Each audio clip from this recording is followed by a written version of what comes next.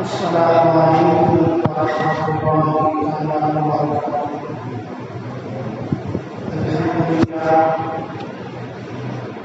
الحمد لله وكفى والصلاة والسلام على عباده الذين اصطفى. أما بعد فأعوذ بالله من الشيطان الرجيم بفضل بسم الله الرحمن الرحيم. الحج أشهر معلومات. وقال تعالى: ولله على الناس حج البيت من استطاع إليه سبيلا. صدق الله العظيم.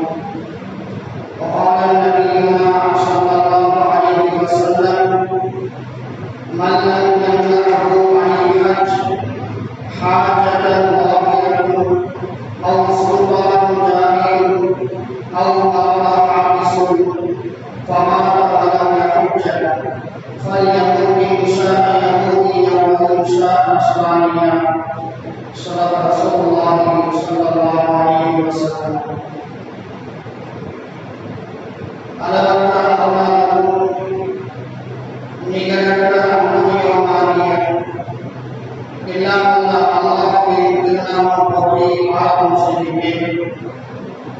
சலாமும் சாந்தியும் ஈருலக சர்தார் நபிகள் பெருமான் ஸல்லல்லாஹு அலைஹி வஸல்லம் அன்னவர் மீதும் அவர்களுடைய குடும்பத்தார்கள், தோழர்கள், தாபியீன்கள், தபஅத்தாபியீன்கள், அக்தாபுகள், அவுலியாக்கள், குறிப்பாக இங்கு அமர்ந்திருக்கும் நண்பர்கள் மீதும் அல்லாஹ்வுடைய சாந்தியும் சமாதானமும் என்றென்றும் குறைவின்றி நிலவட்டுமாக. ஆமீன். கண்ணியத்திற்கும் பெரும் மதிப்பிற்குரிய அல்லாஹ்வுடைய நல்லடியார்களே, அல்லாஹ்வால் கண்ணியமாக்கப்பட்ட தொடர்ச்சியான 3 மாதங்களில் முதலாவது மாதத்தில் இறுதி வாரத்திலே அமர்ந்திருக்கிறோம். 3வது வாரத்திலே அடுத்து ஒரு மாதம் இருக்கின்றது. அந்த மாதத்துடைய முதல் 10 நாட்கள் உலகத்தில் இருக்கக்கூடிய ஒரு வருடத்தினுடைய 360 நாட்களை விட அந்த 10 நாட்கள் அல்லாஹ்வுக்கு மிக பிரியமான நாட்கள். அதுதான் துல்ஹஜ் மாதத்துடைய முதல் 10 நாட்கள். அவ்வளவு சிறப்பு பொருந்திய ஒரு நாள் நம்மை நோக்கி வர இருக்கின்றது. இந்த கண்ணியமாக்கப்பட்ட இந்த மாதத்தில் அல்லாஹ்வால் கடமையாக்கப்பட்ட முதலாவது கடமை தௌஹீத், ஏகத்துவம், அல்லாஹ்வை முழுமையாக நம்புவது, நபி ஸல்லல்லாஹு அலைஹி வஸல்லம் அவர்களை கூறுவதாகவும் அல்லாஹ்வுடைய வேதங்களை, அல்லாஹ்வுடைய மலாயிக்குமார்களை, பல மனிதர்களை இதையெல்லாம் நம்புவது நம்முடைய முதல் கடமை. இரண்டாவது தொழுகை நம் மீது கடமை. மூன்றாவது ரமலானை நோன்பு நோற்பது நம் மீது கடமை. நான்காவது ஸகாத் கொடுப்பது நம் மீது அல்லாஹ் விதித்த கடமை. இந்த 4 கடமைக்கு பிறகு அல்லாஹ் 5வது ஒரு கடமை வைத்திருக்கிறான். அதுதான் ஹஜ். இது அல்லாஹ் நம் மீது செய்த ஒரு மிகப்பெரிய ஒரு கடமையாக இருக்கிறது. அல்லாஹ் தன்னுடைய திருமறையிலே சொல்லுவான்: அல் ஹஜ் அஷ்ஹுர் மஅலூமாத். ஹஜ் என்பது நன்கு அறியப்பட்ட நாட்களில் செய்யப்படும் ஒரு அமல். அதாவது துல்ஹஜ் பிறை 8 முதல் 13ஆம் பிறை வரை செய்யக்கூடிய அமலுக்கு தான் ஹஜ் என்பதாக சொல்லப்படும். பிறை 8லிருந்து சுமார் 6 நாட்கள் தொடர்ச்சியாக செய்யப்படக்கூடிய அந்த அமல்களுக்கு ஹஜ் என்பதாக அல்லாஹ்வால் கடமையாக்கப்பட்ட 5வது கடமையான அந்த கடமையாக இருக்கிறது. இந்த கடமையை குறித்து அல்லாஹ் குர்ஆனில் சொல்லுகின்ற பொழுது: வலில்லாஹி அலல் நாஸி ஹஜ்ஜுல் பைத்தி மன் இஸ்ததாஅ இலைஹி சபீலா. வசதி வாய்ப்புள்ள மனிதர்கள் மீது அல்லாஹ்வை இல்லம் பைத்துல்லாவை தவாஃப் செய்வது, பைத்துல்லாவை தரிசிப்பது, அங்கே ஹஜ் செய்வது அல்லாஹ் தஆலா இந்த வசதி படைத்தவர்கள் மீது அல்லாஹ் கடமையாக்கியிருக்கிறார். அந்த பைத்துல்லாவை தரிசிப்பது, காபத்துல்லாவை பார்ப்பது, அங்கே அல்லாஹ்வுடைய அத்தாட்சியை சொல்லக்கூடிய அவருடைய அத்தாட்சிகளை எல்லாம் சந்திப்பது இருக்கின்றதே, இது அல்லாஹ் வசதி உள்ளவர்கள் மீது அல்லாஹ் கடமையாக ஆக்கியிருக்கிறார். இந்த பைத்துல்லாவை காபத்துல்லாவை நபி இப்ராஹிம் அலைஹிஸ்ஸலாம் அவர்கள் கட்டினார்கள். அவர்கள் கட்டியதற்கு பிறகு, முழுமைப்படுத்தியதற்கு பிறகு அல்லாஹ் அவர்களுக்கு சொன்னான், நீங்கள் ஏழாம் செய்யுங்கள் மக்களுக்கு என்பதாக அல்லாஹ் சொன்னான்.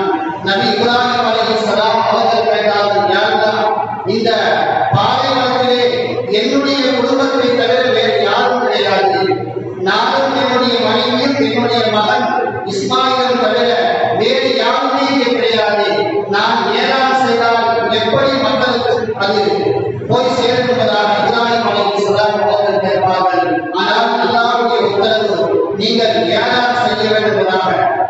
அல்லாஹ்வுடைய அந்த உத்தரவு ஏற்க நபி இப்ராஹிம் அலைஹிஸ்ஸலாம் அவர்கள் ஏழாம் செய்வார்கள். வஅத்தின் ஃபில் நாஸ் பில் ஹஜ்ஜி யக்துக ரிஜாலன் வ அலா குல்லி ضامن يأتين من كل فج عميق. அல்லாஹ் ஏழாம் செய்யும்படி நபி இப்ராஹிம் அலைஹிஸ்ஸலாம் அவர்களுக்கு சொன்னார். இப்ராஹிம் அலைஹிஸ்ஸலாம் அவர்கள் மக்களுக்காக வேண்டி ஏழாம் செய்தார்கள். மக்களை நோக்கி அவர்கள் ஏழாம் செய்தார்கள். அல்லாஹ் தஆலா அந்த காபத்துல்லாவை நோக்கி கால்நடையாக நடந்தவர்களாகவும் மெலிந்த ஒட்டகத்தின் மூலமாகவும் மக்கள் வந்து கொண்டிருக்கிறார்கள், அங்கே சென்று கொண்டிருக்கிறார்கள். வருவார்கள் என்பதாக அல்லாஹ் சொன்னான். அது இங்கு நடந்து கொண்டிருக்கின்றது. இந்த ஹஜ் என்று சொல்லக்கூடிய இந்த கடமை இருக்கின்றது, இது வசதி படைத்தவர்கள் மட்டும் செய்ய வேண்டிய அமல் அல்ல. அவர்களுக்கு தான் அல்லாஹ் கடமையாக்கி இருக்கின்றான். வசதியும் ஆரோக்கியம் இருப்பவர்களுக்கு தான் அல்லாஹ் கடமையாக்கி இருக்கின்றான். ஆனால் அவர்கள் மட்டும்தான் செய்கிறார்களா என்று சொன்னால் அவர்கள் வாரியர்கள் அல்ல. என்று சொன்னால் அல்லாஹ் இந்த ஆயத்தில் சொல்லுகின்ற பொழுது, அதாவது மெலிந்த ஒட்டகத்தின் மூலமாக வருவார்கள், காபத்துல்லாவை தவாஃப் செய்வதற்காக, என்னை தரிசிப்பதற்காக, ஹஜ் செய்வதற்காக வருவார்களாக அல்லாஹ் சொல்லுகின்றானே, அதன் மூலமாக தருகின்றது. யாரெல்லாம் வசதி வாய்ப்பு இல்லாமல் அன்றாட காட்சிகளாக இருக்கின்றார்களோ அவர்களும் என்னை பார்ப்பதற்காக, என்னுடைய இல்லத்தை சந்திப்பதற்காக, நபி ஸல்லல்லாஹு அலைஹி வஸல்லம் அவருடைய தர்பாருக்கு செல்வதற்காக, அவருடைய ரவுதாவுக்கு செல்வதற்காக வேண்டி மக்கள் கூட்டம் கூட்டமாக வருவார்கள். அது வசதி உள்ளவர்களும் வசதி அற்றவர்களும் என்னுடைய நாட்டத்திற்காக வேண்டி, என்னுடைய சந்திப்பை பெறுவதற்காக வேண்டி வருவார்கள் என்பதாக அல்லாஹ் திருமலையை சொல்லுகிறார். அந்த அடிப்படையிலே வசதி படைத்தவர்களும் வசதி அற்றவர்களும் எத்தனையோ பேர்கள் இந்த ஆட்சிகளாக இருக்கிறார்கள். அல்லாஹ்வுடைய நல்லடியார்களே, நபி ஸல்லல்லாஹு அலைஹி வஸல்லம் அவர்கள் ஒரு ஹதீஸை சொல்வார்கள். அபூ உமாமா ரலியல்லாஹு அன்ஹு அவர்கள் அறிவிக்கக்கூடிய ஹதீஸ், மல்லம் யம்னஹு அனில் ஹஜ் ஹாஜத்தன் வாஹிதத்தன் அவ் சுல்தானுன் ஜாஹிருன் அவ் வலதுன் ஹாபிஸுன். யார், நபி ஸல்லல்லாஹு அலைஹி வஸல்லம் அவர்கள் சொல்கிறார்கள், யார் தேவைகள், அதாவது வெளிப்படையான ஒரு தேவை இருக்கின்ற பொழுது, வெளிப்படையான ஒரு தேவை அவனுக்கு இருக்கின்றது, அல்லது அநீதி செய்யக்கூடிய அரசர் ஒருவர் இருக்கின்றான், அல்லது இவருக்கு கடுமையான தடுக்கக்கூடிய அளவுக்கு ஒரு நோய் இருக்கின்றது, இவரால் வெளியே செல்ல முடியாத அளவுக்கு நோய் இருக்கின்றது. இப்படிப்பட்ட காரணங்களுக்காக வேண்டி ஒருவரால் ஹஜ் செய்ய முடியவில்லை என்று சொன்னால் அவர் மௌத்தானால் அவருக்கு எந்த குற்றமும் கிடையாது. இதே ஒரு மனிதர் எந்த வழியும் இல்லை, கொடுங்கோன அரசர் யாரும் கிடையாது, வெளிப்படையான ஒரு எந்த காரணமும் கிடையாது, அவருக்கு நோய் என்பது எதுவுமே கிடையாது. அப்படி இருக்கக்கூடிய ஒருவர் வசதி வாய்ப்பை பெற்று உடல் ஆரோக்கியத்தை பெற்று எந்த ஒரு காரணமும் இல்லாத ஒரு மனிதன் வேண்டும் என்றே இன்ஷா யஹூதியா வ இன்ஷா நஸ்ரானியா. அல்லாஹ் பாதுகாக்க நபியாக சொல்லியிருக்கிறார்கள், அவன் யஹூதியாக நஸ்ரானியாக அவன் மௌத்தாக போகிறான், அவன் யூதனாக கிறிஸ்துவனாக அவன் மௌத்தாக போகிறான் சொல்லி நபிகள் பெருமானார் ஸல்லல்லாஹு அலைஹி வஸல்லம் அவர்கள் அந்த அளவுக்கு கடுமையான எச்சரிக்கை செய்திருக்கிறார். நமக்கு வசதி வாய்ப்பை அல்லாஹ் கொடுத்திருந்தால், ஆரோக்கியத்தை அல்லாஹ் கொடுத்திருந்தால் நிச்சயமாக நாம் ஹஜ் செய்ய வேண்டும். நாம் ஹஜ்ஜிக்காக முயற்சி செய்தோம் என்று சொன்னால் அல்லாஹ் நிச்சயமாக அதை தரிசிக்கக்கூடிய ஒரு வாக்கியத்தை நிச்சயமாக அல்லாஹ் கொடுப்பார். நம்முடைய உள்ளத்தில் அந்த எண்ணம் இருக்க வேண்டும். அந்த வசதி உள்ளவராக இருந்தாலும் வசதி அற்றவராக இருந்தாலும் எல்லோருடைய உள்ளத்திலும் அல்லாஹ்வால் கடமையாக்கப்பட்ட அந்த 5வது கடமை நானும் நிறைவேற்ற வேண்டும், நானும் அந்த பிறந்த பாதங்களை போன்று ஆக வேண்டும் என்ற எண்ணம் எல்லோருடைய உள்ளத்திலும் இருக்க வேண்டும். நபிகள் ஹதீஸிலே சொல்வார்கள், அபூ ஹுரைரா ரலியல்லாஹு அன்ஹு அவர்கள் அறிவிக்கிறார்கள், மன் ஹஜ்ஜ லில்லாஹ் ஃபலம் யர்ஃபுஸ் வலம் யஃசுக் ஃபரஜஅ யௌமன் வலதத்ஹு.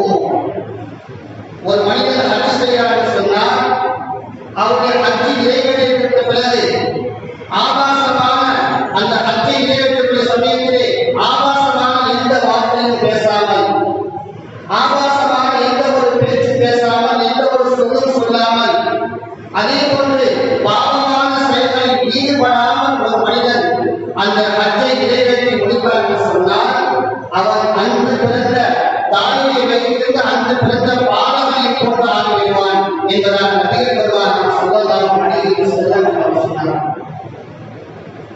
ஒருவர் ஹஜ் செய்ய செல்கின்றார், அவர் ஹஜ் செய்யக்கூடிய அந்த காலங்களிலே ஆபாசமான பேச்சுக்கள் பேசாமல், எந்த ஒரு சொல்லும் சொல்லாமல், பாவமான செயலில் ஈடுபடாமல் அந்த ஹஜ்ஜை அவர் முழுமையாக நிறைவேற்றிவிட்டு வந்தார் என்று சொன்னால், அந்த 6 நாட்கள் செய்யக்கூடிய அந்த கடமைகளை சரியான முறையில் செய்துவிட்டு வந்தார் என்று சொன்னால் அவர் அன்று பிறந்த பாலகனை போன்ற அல்லாஹ் அவரை பரிசுத்தமாக விடுகிறார். அன்று பிறந்த பாலகன் எந்த பாவமற்றது, எந்த ஒரு பாவமான உள்ளத்தில் இருக்காது, அவருடைய உள்ளம் மிகவும் தூய்மையாக இருக்கும்.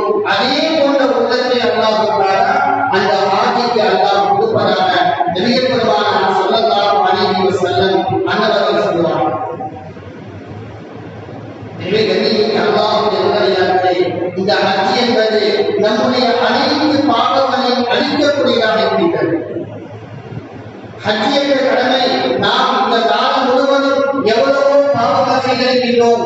நாமால், கண்ணால், கால்களால், நம்முடைய உடலுடைய ஒவ்வொரு உறுப்புகளால் எவ்வளவோ பாவங்கள் செய்திருக்கின்றோம். அது சிறிய பாவங்கள், பெரிய பாவங்கள், ரகசியமாக செய்யப்பட்ட பாவங்கள், பகிரங்கமாக செய்யப்பட்ட பாவங்கள், இப்படி ஏராளமான பாவ மூட்டைகள் நாம் சுமந்து கொண்டிருக்கின்றோம். இந்த பாவங்கள் எல்லாம் மன்னிக்கப்பட வேண்டும். நாம் முழுமையாக எப்படி அல்லாஹ்வுடைய தாயை வைத்திருந்து அனுப்பினாரோ அதுபோல நாம் வாழ வேண்டும். அந்த நிலையிலே நாம் மன்னிக்க வேண்டும் என்று சொன்னால் நாம் ஹஜ் செய்வது நமக்கு கடமையாக இருக்கிறது. கண்ணியமிக்க அல்லாஹ்வுடைய நல்லடியார்களே, நபி ஸல்லல்லாஹு அலைஹி வஸல்லம் அவர்கள் இன்னும் ஒரு ஹதீஸிலே ஹஜ்ஜுடைய சிறப்பை பற்றி சொல்வார்கள், அல் உம்ரத்து இலல் உம்ரத்தி கஃபாரத்து லிமா பைனஹுமா. ஒரு உம்ரா இருக்கின்றது, அந்த உம்ரா மற்றொரு உம்ரா, இந்த 2 உம்ராக்களுக்கு மத்தியிலே ஒரு உம்ராவை நாம் கபூல் செய்துவிட்டோம் என்று சொன்னால் அதற்கான பரிகாரமாக கஃபாராவாக அடுத்த ஒரு உம்ரா செய்வது போதுமானதாக இருக்கின்றது. அதுதான் அதற்கான கூலிப்பதாக சொல்வார்கள். சொல்லிவிட்டு சொல்வார்கள், வல் ஹஜ்ஜு மப்ரூர் லைஸ லஹு ஜஸாஉன் இல்லல் ஜன்னah. ஒருவர் ஹஜ் செய்கிறார், அவருடைய ஹஜ் மக்பூலான ஹஜ்ஜியாக ஆக்கப்பட்டுள்ளது என்று சொன்னால், அவருடைய ஹஜ் ஏற்றுக்கொள்ளப்பட்ட ஹஜ்ஜியாக ஆகிவிட்டது என்று சொன்னால், அவருக்கான அந்த ஹஜ்ஜிக்கான கூலி என்று சொன்னால் அவருக்கு சுவர்க்கம் இல்லல் ஜன்னah, சொர்க்கத்தை தவிர வேறு எதுவுமே அவருக்கு கூலி கிடையாது. இந்த உலகத்திலே நாம் இவ்வளவு காலங்களாக அமல் செய்கின்றோம். மௌத்துக்கு பின்னால் நாம் ஆசைப்படுவது அந்த சுவர்க்கத்தை தான். இந்த உலகத்தில் எவ்வளவு காலங்கள் வாழ்ந்தாலும் நாம் சொர்க்கம் செல்ல வேண்டும் என்ற நோக்கத்தில் தான் நாம் வாழ்கின்றோம். அந்த நோக்கத்தை நிறைவேற்றுவதற்கு தான் அல்லாஹ் தஆலா ஹஜ் என்ற அந்த கடமையை அல்லாஹ்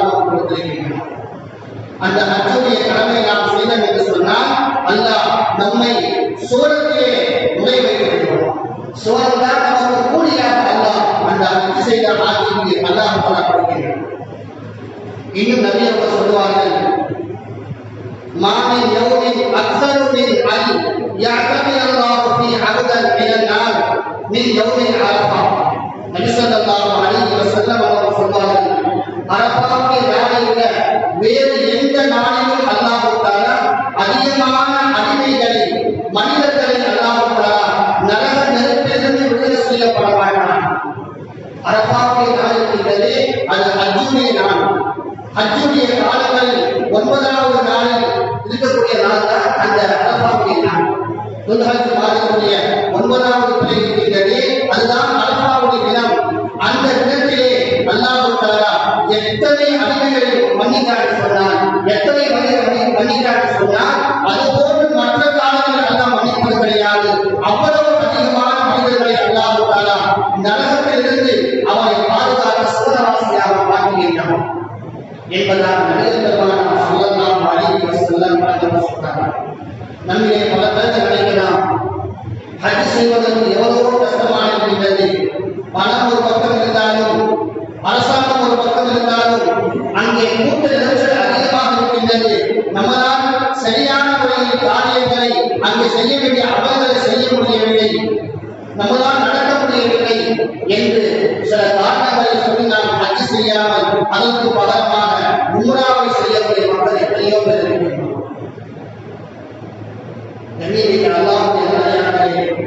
இந்த உம்ராவை நாம் செய்வதன் மூலமாக அதற்கான கூலி அல்லாஹ் கொடுப்பான்.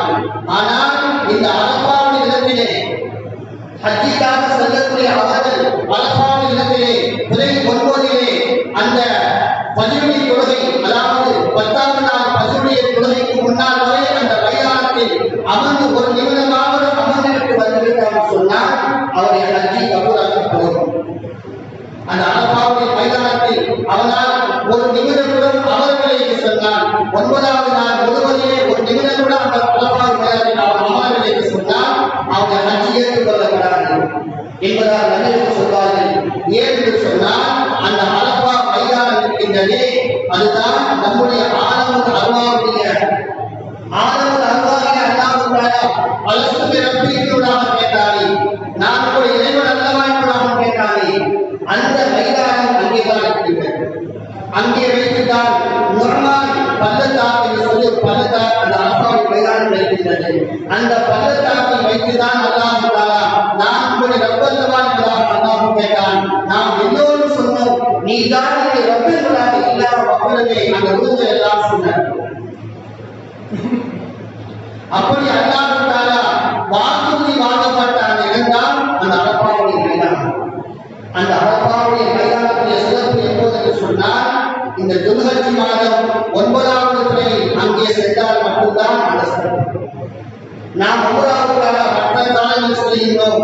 அப்படி செல்லக்கூடிய நாம் அந்த ராவசுக்காரர்கள் உம்ரா செய்யக்கூடிய மக்களுக்கு அரஃபாவுடைய மைதானத்தை காட்டினால் அங்கே சென்று அவர்கள் கொண்டால் அதன் மூலமாக எந்த ஒரு ஃபாயிதாவும் கிடையாது, எந்த ஒரு சிறப்பும் கிடையாது.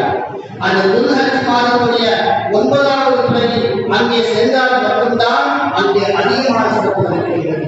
அங்கே சென்று நாம் கேட்கக்கூடிய அனைத்து துஆக்களும் அல்லாஹ்வால் அங்கீகரிக்கப்படுகின்றன. அது அந்த நாளுக்கு மட்டும் உண்டான சிறப்பு.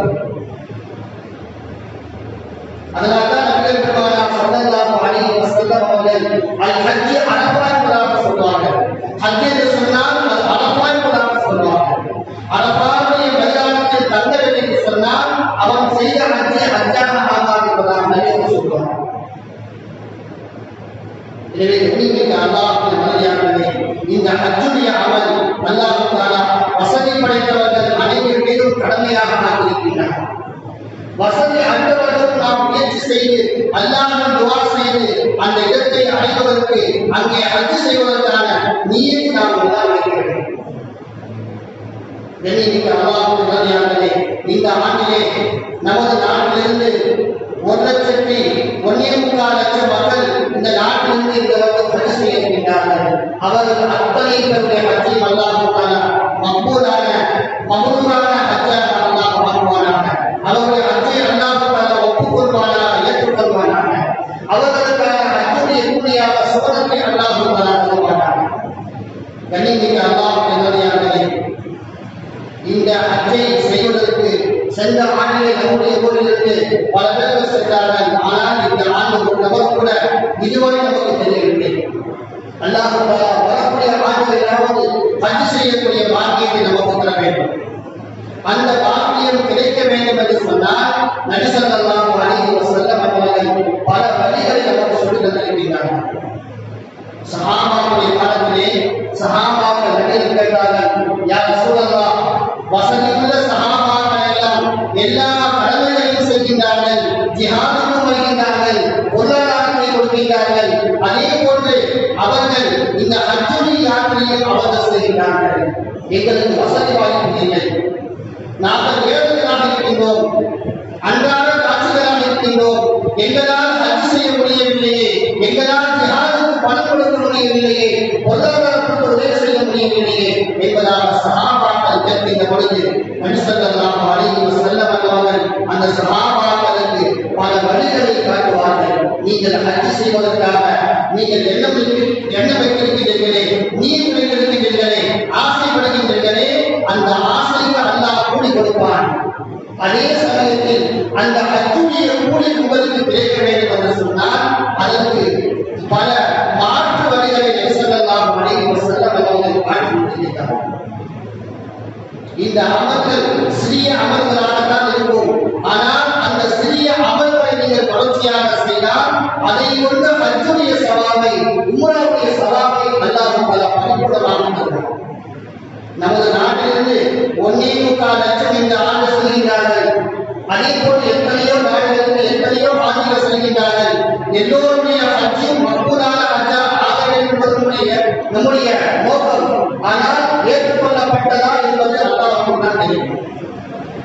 எல்லோருடைய ஹஜ்ஜையும் அல்லாஹ் அங்கீகரித்துக் கொண்டானா, அதை மக்பூலாக ஆக்கிக் கொண்டானா என்பது அல்லாஹ்வுக்கு மட்டும்தான் வெளிச்சம்.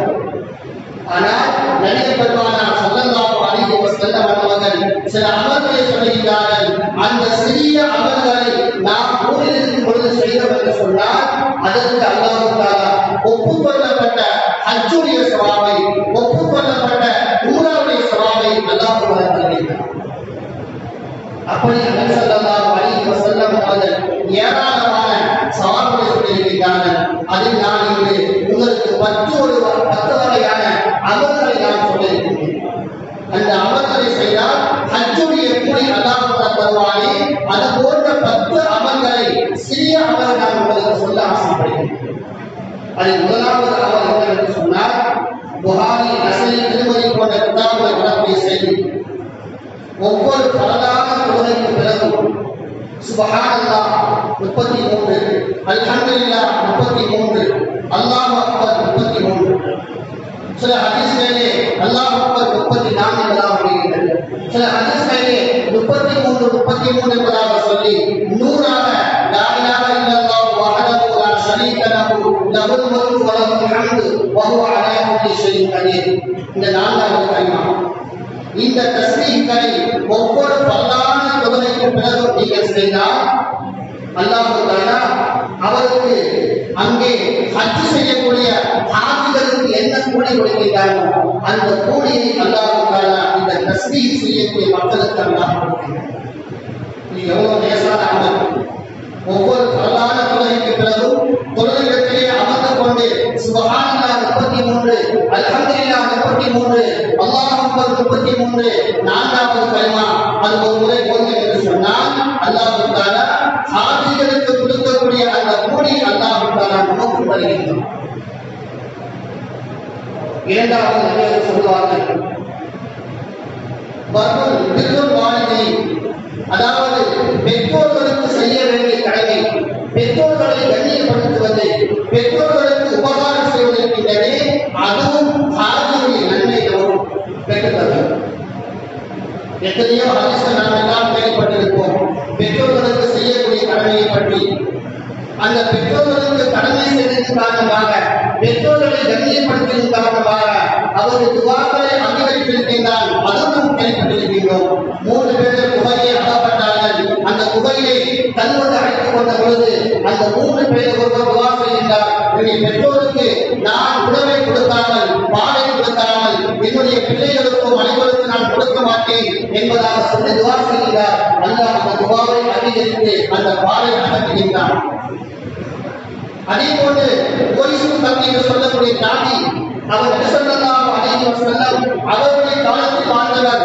ஆனால் நபியை பார்க்கவில்லை. ஆனால் நபியுடைய காலத்தில் வாழ்ந்தார்.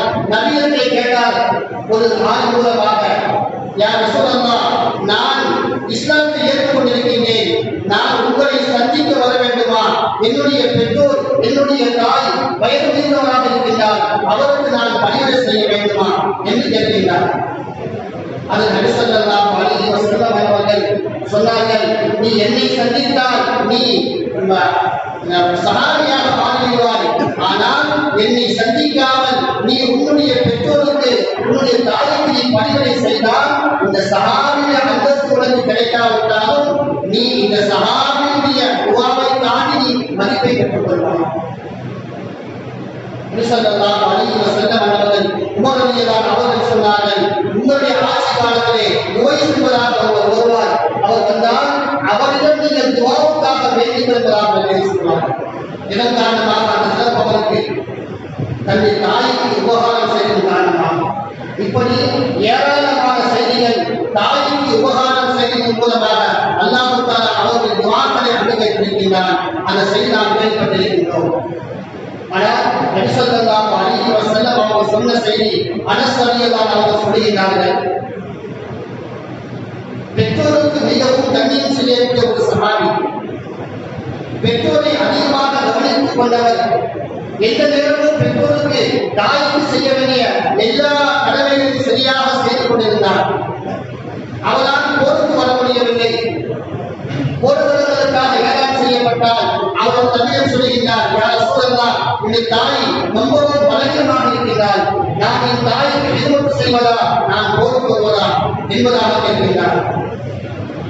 இப்படி ஏராளமான நிகழ்ச்சியின் போது நபி ஸல்லல்லாஹு அலைஹி வஸல்லம் அவர்களிடம் அந்த சஹாபி சொல்வார், யா ரசூலல்லாஹ், நான் தாய்க்கு எதிர்ப்பு செய்வதா, நீங்கள் சொல்லக்கூடிய அந்த ஏராளுக்கு கட்டுப்பட்டு வருவதா என்று கேட்கின்ற போது நபி அவர்கள் சொல்வார்கள், நீ இந்த தாய்க்கு எதிர்ப்பு செய், இந்த தாய்க்கு உபகாரம் செய்.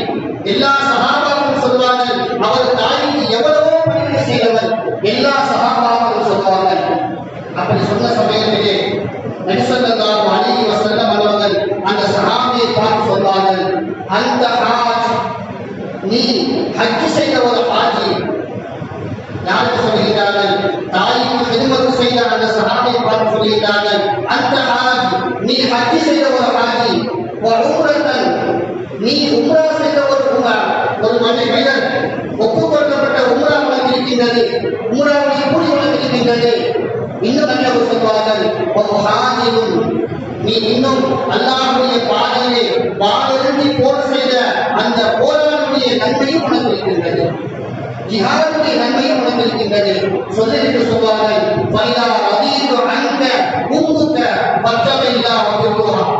நபிகள் சொல்வார்கள், உன்னுடைய தாய் உன்னை பொருந்திக் கொண்டார், உன்னுடைய தாய் நீ அவளுக்கு ஹிதமத் செய்வதன் மூலமாக உன்னுடைய தாய் உன்னை பொருந்திக் கொண்டால் பத்தபில்லா, நீ அல்லாஹ்வை பயந்து கொள், இன்னும் உன்னுடைய தாய்க்கு கீழ்ப்படிந்து வாழ். அப்படி நீ வாழ்ந்து சொன்னான் அல்லாஹ் இந்த ஹஜ்ஜுடைய சவாபையும் உம்ராவுடைய சவாபையும் இன்னும் அல்லாஹ்வுடைய பாதையில் ஜிஹாத் செய்த அந்த சவாபையும் அல்லாஹ் தஆலா தருவதாக நபிகள் பெருமானார் ஸல்லல்லாஹு அலைஹி வஸல்லம் அவர்கள் அந்த சஹாபிக்கு சொன்னார். இன்னைக்கு நாம் நம்முடைய தாய் தகப்பனுக்கு செய்ய வேண்டிய கடமைகளை சரியாக செய்கிறோமா? அதே போன்று மூன்றாவதாக நபிகள் சொல்வார்கள், மக்களுக்கு உதவி செய்தல். மக்களுக்கு உதவி செய்வதன் மூலமாக ஹஜ்ஜுடைய கூலி அல்லாஹ் தரார். நபிகள் சொல்வார்கள், மஸ்லிக ஃபீ ஹாஜத்தின் அஹீகல் முஸ்லிம் கைருன் லக மின் ஹஜ்ஜத்தின் பஅத ஹஜ்ஜத்தின். நபி ஸல்லல்லாஹு அலைஹி வஸல்லம் அவர்கள் சொல்வார்கள், முஸ்லிமான நம்முடைய சகோதரனுடைய தேவையை நிறைவேற்றுவதற்காக வேண்டி ஒருவர் நடந்தால், அதற்காக வேண்டி பாடுபட்டால், அவருடைய தேவையை பூர்த்தியாகவில்லை, ஆனால் அவருடைய தேவைக்காக வேண்டி ஒருவர் செய்கின்றார். மஸ்லிக் என்று சொன்னால் முயற்சி செய்வதுதான். முயற்சி செய்திருக்கின்றார், அவருடைய தேவையை பூர்த்தி செய்யவில்லை. ஒரு தேவைக்காக வேண்டிய மக்களை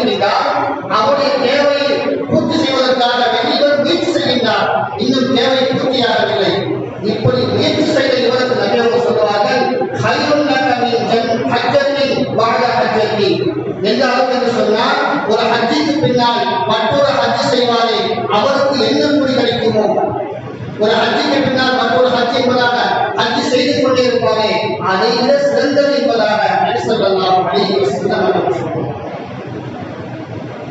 வருடம் எத்தனையோ பேர் ஹஜ் செய்கிறார்கள். நான் ஹாஜி பல ஹஜ் செய்திருக்கின்றேன் என்பதாக சொல்வார்கள். அவருக்கு அல்லாஹ் எவ்வளவு சிறப்புகளை கொடுப்பாரோ அதை விட பன்மடங்கு சிறப்பு தான் ஒரு முஸ்லிமான சகோதரனுடைய தேவையை பூர்த்தி செய்வது, அதற்காக முயற்சி செய்வது. அதே போல நபிகள் சொல்வார்கள், நான்காவதாக மார்க்கத்தில் வாஜிப் என்று எதையெல்லாம் சொல்லப்பட்டதோ, மார்க்கத்தில் வாஜிப் என்பதாக எந்தெந்த காரியங்கள் சொல்லப்பட்டதோ அதை நம்முடைய மனதிற்கு செய்ய வேண்டும். அது தொழுகைக்கு வாஜிபாக இருந்தாலும் தொழுகைக்கு அப்பாற்பட்ட வாஜிபாக இருந்தாலும் நம்ம வரக்கூடிய குர்பான் இருக்கின்றது, அது நமக்கு வாஜிப். இது போன்று என்னென்ன வாஜிபுகள் இருக்கின்றதோ அந்த வாஜிபை எல்லாம் நாம் மனம் நிறுத்தி செய்ய வேண்டும். அதே போன்று பாவம் என்று எதையெல்லாம் சொல்லப்பட்டிருக்கின்றதோ அதை விட்டு முழுமையாக நாம் நீக்க வேண்டும். வாஜிபை முழுமையாக நிறைவேற்ற வேண்டும், மனம் நிறுத்தி பாவத்தை முழுமையாக அதை விலகிவிட வேண்டும். இப்படி செய்தது என்று சொன்னால் இதற்கு ஹஜ்ஜுடைய கூலி கிடைக்கும் என்பதாக நபிகள் பெருமானார் ஸல்லல்லாஹு அலைஹி வஸல்லம் அவர்கள் சொல்வார். அதே போன்று ஐந்தாவதாக அல் உம்ரத்து ஃபீ ரமலான் தஅதீலு ஹஜ்ஜத்தின் அவ் ஹஜ்ஜத்தன். நபி ஸல்லல்லாஹு அலைஹி வஸல்லம் அவர்கள் சொல்றார்கள், யார் ரமலானுடைய மாதத்தில் ஒரு உம்ரா செய்கிறாரோ, ரமலானிலே ஒரு உம்ரா செய்கிறார் என்று சொன்னால் அவருக்கு ஹஜ்ஜிக்கு சமமான கூலி கிடைப்பதாக நபிகள் சொன்னார். நபி ஸல்லல்லாஹு அலைஹி வஸல்லம் அவர்கள் ஹஜ் செய்ய செல்கின்ற பொழுது நபியுடைய மனைவிமாரில் ஒரு மனைவி, அது உம்மு சல்மானாக நினைக்கின்றேன், அந்த மனைவிக்கு அந்த பாக்கியம் கிடைக்கவில்லை. அதனால் அவர்கள் கேட்டார்கள் நபியை கவலைப்பட்டு. அப்போ நபிகள் சொன்னார்கள், ரமலானுடைய மாதத்தில் நீ உம்ரா செய், அது உனக்கு ஹஜ்ஜுடைய சவாபை தரும். சொல்லிவிட்டு இன்னும் ஒரு செய்தியை ஒரு ஹதீஸ் சொல்லப்படுகின்றது, அவ் ஹஜ்ஜத்தின் மகி, என்னோடு ஹஜ் செய்த அந்த கூலி அல்லாஹ் உனக்கு கொடுப்பாங்க. நாம் ஹஜ் செய்யக்கூடிய காலங்களில் ஹஜ் செய்யக்கூடிய பாக்கியம் நமக்கு கிடைக்க வேண்டும் என்று சொன்னால் ரமலானுடைய மாதத்தில் இன்று நாம் எத்தனையோ பேர் உம்ரா செய்கின்றோம். அது ஒரு டூரிஸ்ட் போன்று ஏதாவது காலத்தை ஆஃபர் வந்துவிட்டால் உடனே நாம் புக்கிங் செய்து அதை உம்ரா செய்வதற்காக செல்கின்றோம். வாரம் செல்வர்கள் இருக்கின்றார்கள், மாதம் செல்வர்கள் இருக்கின்றார்கள், வருடத்திற்கு 2 முறை ஒரு முறையாக செல்லக்கூடிய மக்கள் திரும்பி இருக்கின்றார்கள். இவர்களெல்லாம் ரமலானுடைய மாதத்தை தேர்ந்தெடுத்து அந்த ரமலானுடைய மாதத்தில் அவர்கள் உம்ரா செய்தார்கள் என்று சொன்னால் நபியோடு ஹஜ் செய்த சவால் அல்லாஹ் கொடுக்கிறார். அதன் பிறகு நபிகள் சொல்வார்கள், ஆறாவதாக ஹஜ்ஜுடைய கூலி பெறக்கூடிய ஒரு சவால் பெறக்கூடிய அமல் செய்கிறார்கள். ஈதுல் ஃபித்ருடைய தொழுகை இருக்கின்றது, அதாவது நோன்பு பெருநாளுடைய தொழுகை. அந்த தொழுகைக்காக வெளிக்கிளம்பி வந்து நான் பள்ளிக்கு வருகின்றார், அவருக்கு பள்ளிக்கு வந்து தொழுதார்கள் சொன்னால் அவருக்கு ஒப்புக்கொள்ளப்பட்ட உம்ராவுடைய சவாலை அல்லாஹ் கொடுக்கின்றார். ஈதுல் ஃபித்ர் நோன்பு பெருநாளுடைய தொழுகைக்காக வெளிக்கிளம்பி வருவதற்கு ஒப்புக்கொள்ளப்பட்ட உம்ராவுடைய சவாலை அல்லாஹ் கொடுக்கின்றார். அதே போன்று வரக்கூடிய ஈதுல் அல்ஹா ஹஜ் பெருநாள் தொழுகை இருக்கின்றது. இந்த தொழுகைக்காக வேண்டி யார் வெளிக்கிளம்பி வருகின்றாரோ அவருக்கு அல்லாஹ் தஆலா ஒப்புக்கொள்ளப்பட்ட ஹஜ்ஜுடைய சவாலை கொடுக்கின்றார். நோன்பு பெருநாளுக்கு உம்ராவுடைய சவால், ஹஜ் பெருநாளுக்கு ஹஜ்ஜுடைய சவால். அதே போன்று நபி ஸல்லல்லாஹு அலைஹி வஸல்லம் அவர்கள் ஏழாவதாக சொல்வார்கள், ஜிம்மாவுக்காக ஒருவர் வெளிக்கிளம்பி வருகின்றார், பள்ளிக்கு தொழுவதற்காக வேண்டி ஜிம்மாவின் தொழுகைக்காக வேண்டி மஸ்ஜிதுக்கு ஒருவர் வருகிறார் என்று சொன்னால் அவருக்கு அல்லாஹ் தஆலா அஹப்பு இலல்லாஹி மன் ஹஜ்ஜத்தின் நாஃபிலத்தன், நஃபிலான ஒரு மின் ஹஜ்ஜத்தின் நாஃபிலத்தன், நஃபிலான ஹஜ் செய்த ஒரு ஹாஜிக்கு கொடுக்கக்கூடிய கூலியை விட அல்லாஹ் தஆலா இவருக்கு மிகவும் பிரியமானதாக அல்லாஹ் ஆக்கியிருக்கிறார். ஒருவர் ஹஜ் செய்தால் அந்த ஹஜ்ஜிக்கு எவ்வளவு கூலி கொடுப்பாரோ அதை விட பன்மடங்கு கூலி கொடுத்தவராக அல்லாஹ் இந்த மனிதரை பிரியப்படுகிறார். அதே போன்று நபிகள் சொல்லக்கூடிய செய்தி மூலமாக பார்க்கின்றோம். எட்டாவதாக வீட்டிலேயே ஒருவர் ஒரு செய்துவிட்டு வீட்டில் ஒரு செய்துவிட்டு பள்ளிவாசலை நோக்கி அவர் நடந்து வந்தால் அல்லது வாகனத்தில் வந்தால், ஆனால் வீட்டில் ஒரு செய்ய வேண்டும். வீட்டில் ஒரு செய்துவிட்டு அவர் பள்ளிவாசலை நோக்கி பரவான தொழுகை நிறைவேற்றுவதற்காக வேண்டி அவர் வந்தார் என்று சொன்னால் அவருக்கும் அல்லாஹ் தஆலா ஹஜ்ஜுடைய சவாபை தருகின்றார். அல்லாஹ் தஆலா ஒரு ஹஜ் செய்த ஹாஜிக்கு என்ன கூலி கொடுக்கின்றாரோ அது போன்ற கூலி இவருக்கும் அல்லாஹ் தஆலா தருவதாக நபிகள் பெருமானார் ஸல்லல்லாஹு அலைஹி வஸல்லம் அவர்கள் சொல்வார்கள். இன்னும் அந்த ஹதீஸில் போல வருகின்றது, வமன் ஹரஜ ஸலாத்தல் துஹா, துஹாவுடைய தொழுகை, அதாவது சுமார் 10 மணியிலிருந்து 11 மணி வரை தொழக்கூடிய ஒரு துஹாவுடைய நஃபிலான வணக்கம். அது இரண்டாக 4 தொழுகலாம், 6 தொழுகலாம், 8 தொழுகலாம், 12 வரை தொழுகலாம். ஆனால் அதற்கு சொல்கிறார்கள், அந்த துஹாவுடைய தொழுகைக்காக வெள்ளிக்கிழமை பள்ளிக்கு வந்து யார் 4 ரக்காத் துஹா தொழுகின்றாரோ அவருக்கும் அல்லாஹ் தஆலா இந்த உம்ராவுடைய கூலியை அல்லாஹ் தஆலா தருகிறார். அடுத்ததாக 9ஆவதாக நபி ஸல்லல்லாஹு அலைஹி வஸல்லம் அவர்கள் சொல்வார்கள், உக்பத்தின் அப்துல் காஃபிர் என்று சொல்லக்கூடிய ஒரு சஹாபி அறிவிக்கிறார்கள், ஜமாத்தான முறையிலே, அதாவது இஸ்லாமுடைய தொழுகை யார் இமாம் ஜமாத்தோடு தொழுகின்றாரோ நிறைவேற்றுகின்றாரோ அவருக்கு அல்லாஹ் தஆலா இஸ்லாமுடைய தொழுகையை தொழுதவருக்கு அல்லாஹ் ஒப்புக்கொள்ளப்பட்ட உம்ராவுடைய சவாபை கொடுக்கின்றார். இஸ்லாமுடைய தொழுகை இமாம் ஜமாத்தோடு தொழுதவருக்கு அல்லாஹ் தஆலா ஒப்புக்கொள்ளப்பட்ட உம்ராவுடைய சவாபை அல்லாஹ் கொடுக்கின்றார். அதே போன்று யார் ஃபஜ்ருடைய தொழுகை இமாம் ஜமாஅத்தோடு தொழுகின்றாரோ அவருக்கு ஒப்புக்கொள்ளப்பட்ட ஹாஜிக்குண்டான கூலி அல்லாஹ் தருகிறார். ஹஜ்ஜுடைய சவாபை அவருக்கு தருகிறார். இன்னும் எத்தனையோ ஹதீஸ்களிலே இந்த இஸ்லாமுடைய தொழுகையை குறித்தும் ஃபஜ்ர் தொழுகையை குறித்து இருக்கின்றது. இஸ்லாமுடைய தொழுகையும் ஃபஜ்ருடைய தொழுகையும் யார் இமாம் ஜமாஅத்தோடு நிறைவேற்றுகின்றாரோ அவர் முழு இரவும் நின்று வழங்கிய சவாபு அவருக்கு கிடைக்கின்றது. முழு இரவும் அவர் தூங்கினாலும் கூட இஸ்லாமிய ஃபஜ்ரையும் ஜமாஅத்தோடு தொழுதுவிட்டால் அவர் இரவு முழுவதும் தொழுதால் என்ன கூலி கிடைக்குமோ அந்த கூலி அல்லாஹ் தஆலா தருகின்றார். அதே போன்று தான் நபிகள் சொன்னார்கள், இஸ்லாமிய ஜமாஅத்தாக தொழுவதற்கு உம்ராவுடைய கூலி, ஃபஜ்ரை ஜமாஅத்தாக தொழுவதற்கு ஹஜ்ஜுடைய கூலி என்பதாக நபிகள் சொன்னார்கள். 10ஆவதாக நபி ஸல்லல்லாஹு அலைஹி வஸல்லம் அவர்கள் சொல்லக்கூடிய ஒரு செய்திதான், நாம் மன் ஸல்ல ஸலாத்தல் ஃபஜ்ரி, ஃபஜ்ருடைய தொழுகை பாதல் தொழுகையின் ஷம்ஸி, சூரியன் உதயமானதற்கு பிறகு, சூரியன் உதிப்பதற்கு பிறகு ஃபஜ்ர் தொழுகை தொழுதுவிட்டு சூரியன் உதிப்பதற்கு பிறகு, அதிலே நபியவர்களுடைய அந்த ஹதீஸுக்கு விளக்கம் சொல்லக்கூடிய சஹாபாக்கள், தாபியீன்கள், இமாம்கள் சொல்வார்கள், சூரியன் உதயமாகி 20 நிமிடம் அல்லது 4 மணி நேரம் கழித்து நாம் தொழுக வேண்டிய 2 ரக்காத் இஸ்லாமுடைய தொழுகை. ஃபஜ்ருடைய தொழுகை தொழுதற்கு பிறகு தஸ்பீஹில் ஈடுபட்டுக் கொண்டு அல்லது திலாவத் குர்ஆன் ஓதிக்கொண்டு ஏதாவது நல்ல காரியங்கள் செய்து கொண்டிருந்து அந்த இஸ்லாமுடைய நேரத்திலே சூரியன் உதயமாகி 4 மணி நேரம் கழித்து 20 நிமிஷம் கழித்து நாம் 2 ரக்காத் நஃபில் தொழுதல் என்று சொன்னால் அந்த நஃபிலுக்கு அல்லாஹ் தஆலா ஒப்புக்கொள்ளப்பட்ட ஹஜ்ஜுடைய உம்ராவுடைய சவாப், 2 சவாபை அல்லாஹ் கொடுக்கிறார். இந்த ஹதீஸில் வருகின்றது, தாமத்தன் தாமத்தன் தாமத்தன், பரிபூர்ணமான ஒப்புக்கொள்ளப்பட்ட உம்ரா ஹஜ்ஜுடைய நன்மை கொடுக்கிறார். ஸல்லல்லாஹு அலைஹி வஸல்லம் 3 முறை சொன்னார். இப்படி லேசான அமல்கள் தான் இதெல்லாம்.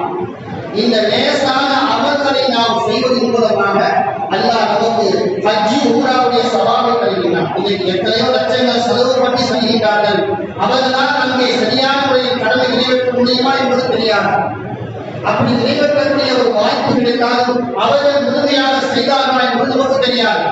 ஆனால் நாம் ஊரில் இருந்து கொண்டே இது போன்ற அமல்களை செய்தோம் என்று சொன்னால் அல்லாஹ் அதனுடைய கூலி நமக்கு தருவது மட்டுமல்லாமல் நமக்கு இன்ஷா அல்லாஹ் அல்லாஹ் அந்த தர்சன் அந்த அல்லாஹ்வை சந்திக்கக்கூடிய ஹஜ் செய்யக்கூடிய உம்ரா செய்யக்கூடிய ஒரு வாய்ப்பை அல்லாஹ் நிச்சயமாக தரும். அந்த ஹஜ் செய்வதன் நோக்கத்திலே இந்த அமல்களை எல்லாம் நாம் உறுதி செய்தோம் என்று சொன்னால் அல்லாஹ் நிச்சயமாக நமக்கு அந்த வாய்ப்பை கொடுப்பார். இன்னும் ஒரு செய்தியாக நான் கடைசியாக சொல்லுகின்றேன். நபி ஸல்லல்லாஹு அலைஹி வஸல்லம் அவர்கள் சொல்வார்கள், யார் பள்ளிவாசலுக்கு மார்க்கத்துடைய கல்வியை கற்றுக்கொள்வதற்காக கற்கவோ கற்பிக்கவோ யார் பள்ளிக்கு வருகிறாரோ அவருக்கும் அல்லாஹ் தஆலா ஒப்புக்கொள்ளப்பட்ட ஹஜ் உம்ராவுடைய சவாலை அல்லாஹ் வழங்கினான் என்பதாக நபிகள் பெருமானார் ஸல்லல்லாஹு அலைஹி வஸல்லம் அவர்கள் சொல்லியிருக்கிறார். நாம் ஒரு படிப்பை படிக்கிறோம் என்று சொன்னால் இன்ஜினியரோ டாக்டரோ எந்த படிப்பு படிக்கிறோமோ அந்த படிப்பை படிப்பதற்கு பிறகு அதன் வேலையை நாம் தேடி சொல்கிறோம். டாக்டருக்கு படித்திருந்தால் டாக்டருடைய வேலைக்கு செல்கின்றோம், இன்ஜினியர் படித்திருந்தால் இன்ஜினியருடைய வேலைக்கு செல்கின்றோம். இப்படி நாம் எந்த படிப்பை படித்தோமோ அந்த வேலையை நோக்கி நாம் செல்கின்றோம். அதே போன்று மார்க்கத்துடைய கல்வியை கற்றுக்கொள்வதற்காக வேண்டி பள்ளிவாசலுக்கு வந்தோம் என்று சொன்னால் அந்த கல்வியை கற்றதற்கு பிறகு அந்த கல்வி பிரகாரம் அமல் செய்ய வேண்டும். தொழுகையை பற்றி கற்றுக்கொண்டால் தொழுகையுடைய பலன் என்ன, தொழுகையுடைய வாஜிப் என்ன, நஃபில் என்ன, சுன்னத் என்ன, இதையெல்லாம் தெரிந்து கொண்ட பிறகு அந்த தொழுகையை நாம் சரியாக விடாமல் தொழ வேண்டும். அதே போல் நோன்புடைய கடமை, ஸகாத்துடைய கடமை, ஹஜ்ஜுடைய கடமை, இப்படி எல்லா கடமைகளையும் நாம் புரிந்து கொண்டு அதையெல்லாம் செய்ய ஆரம்பித்தோம் என்று சொன்னால் அல்லாஹ் தஆலா நம்மை புரிந்து கொள்வான். நமக்கு உயர்ந்தக்கூடியான சொர்க்கத்தை அல்லாஹ் நிச்சயமாக கொடுப்பான். அல்லாஹ் தஆலா அந்த வாக்கியங்களை எனக்கும் உங்களுக்கும் தந்தக்கூடியவானாக. அல்லாஹ் தஆலா இந்த ஆண்டு ஹஜ் செய்யக்கூடிய அனைவருடைய ஹஜ்ஜையும் அல்லாஹ் ஏற்றுக்கொள்வானாக. எந்த தடுகளும் இல்லாமல் எல்லோருக்குமே வந்து தரக்கூடிய வாக்கியத்தை அல்லாஹ் தஆலா தந்தக்கூடியவானாக. وآخر الحمد لله رب العالمين. السلام عليكم ورحمة الله تعالى وبركاته.